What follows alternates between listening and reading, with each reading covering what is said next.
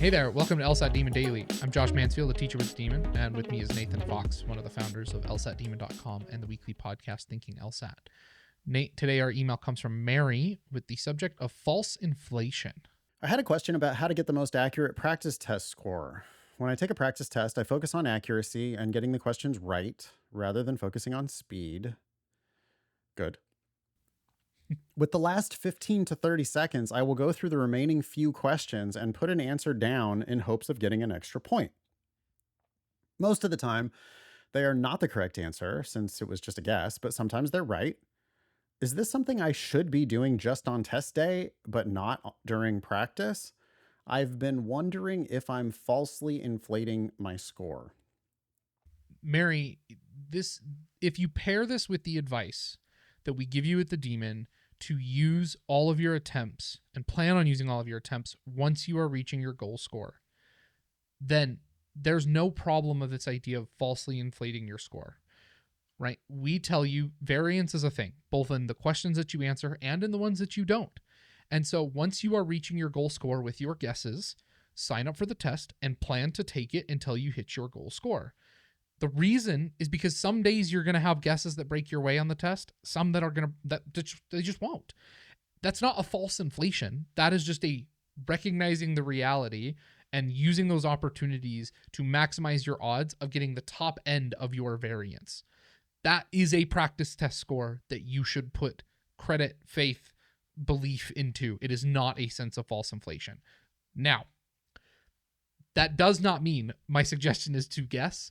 I used to do that, but my recommendation now, go ahead and calculate it with your guesses at a 20% rate, but save those questions and do them tomorrow, right? You can guess if you want, but I always use those extra questions I didn't get to as my drilling for the next day so that I wasn't wasting questions. But Okay, I'm gonna disagree a little bit with that advice. Okay. Because I want Mary to practice the way she's gonna play. Okay. If you're doing a timed section, I want you to practice doing the timed section the exact way you're going to do that timed section on the day of the test. Sure. And that includes your guesses. Okay. Nothing's stopping you there from still doing those questions after time has been called. You're going to miss the vast majority of them anyway. So presumably you would be reviewing those questions. But even the ones you got right, you know that you were just guessing at that point. So it's not like it's a big waste or anything. And sure. Not only should Mary be bubbling in these guesses, but I want her to do it in a slightly different way than what she's currently doing it. I want her to do it at the 5-minute warning, because that's how I want you to do it on the day of the official test. So here's the strategy that allows you to completely ignore the clock. You start the section, you click the clock to make the clock disappear, because I don't want you looking at the clock. I want you to just calmly answer one question, solve the next one, solve the next one, solve the next one. Do that for 30 minutes. At the 5-minute warning, the clock comes back on and you can't turn it off. But the way I would react to it is I would just go, okay, I'm on number 17 or whatever it is. Mm-hmm. I'm just going to go D to the end of the section. That takes me 15 seconds. Then I go back to number 17. And I continue working on it. And I just solve that question. The clock now is on the screen, but I'm going to still just ignore it. I answer number 17 calmly. I solve it. If I have time, I calmly solve number 18. Maybe I have one more in me.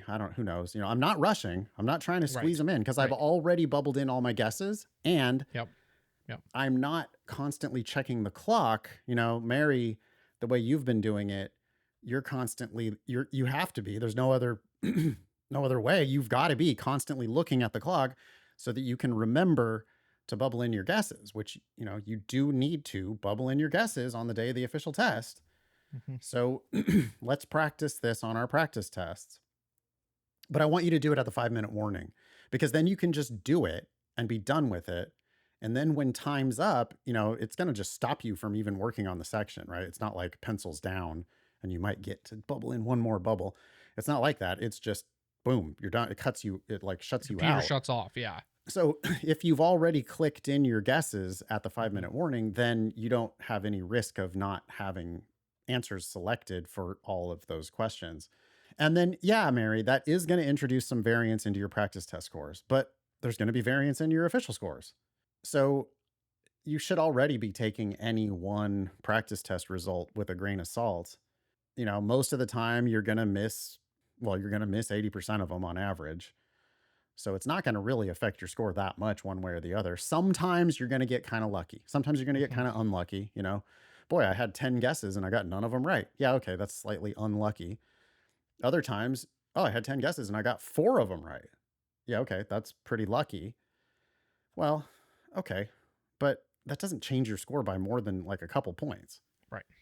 So, it's not like you're getting lucky by 10 LSAT points. You're getting lucky by 1 or 2 LSAT points, maybe.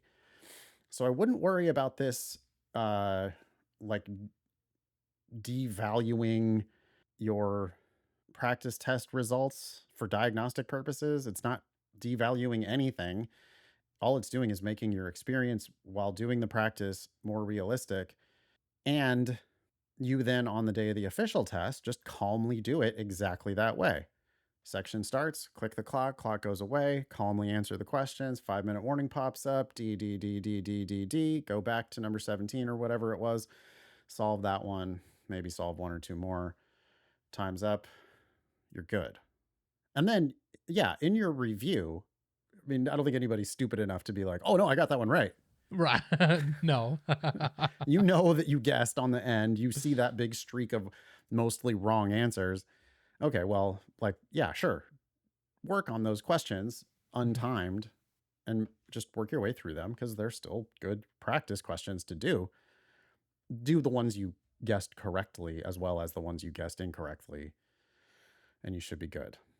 The one other advice I would offer to Mary is, it just sounds similar to something I hear from students. Perhaps I'm wrong about it, but it just sounds very close. You earn these practice test scores, right? The guesses and all, like those are legitimate. And I see students try to rationalize down their practice test scores all the time. Oh, I'm not actually as good as I think I am. This was fluky. I felt like this one was easier than another one. I got 4 right when I guessed this isn't a real thing, because they don't have confidence in themselves. Mm-hmm. Those are your practice test scores, guesses and all. That is part of the credit you get for doing it right. That is part of the credit you get because you are solving one at a time while the person sitting next to you is setting a timer for themselves that at the 10-minute mark they need to be done with the first 10, right? That's your bonus. That's your credit.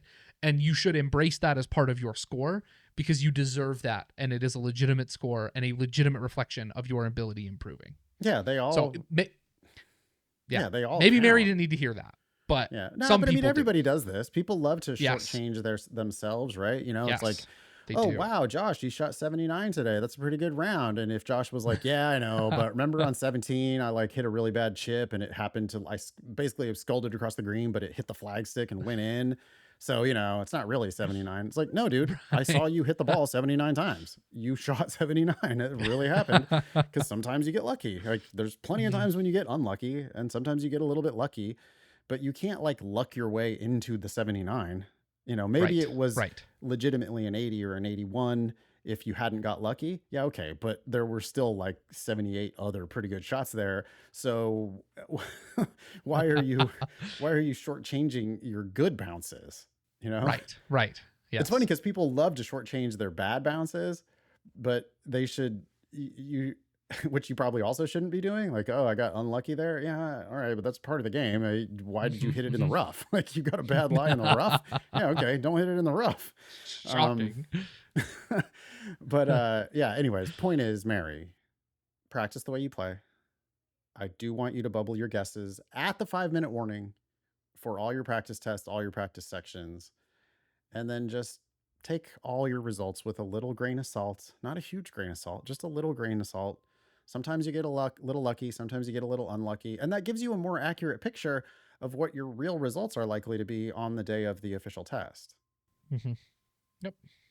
Thanks, Mary. Email daily@lsatdemon.com if you would like to ask us a question or share some LSAT or law school admissions news. Thanks for listening.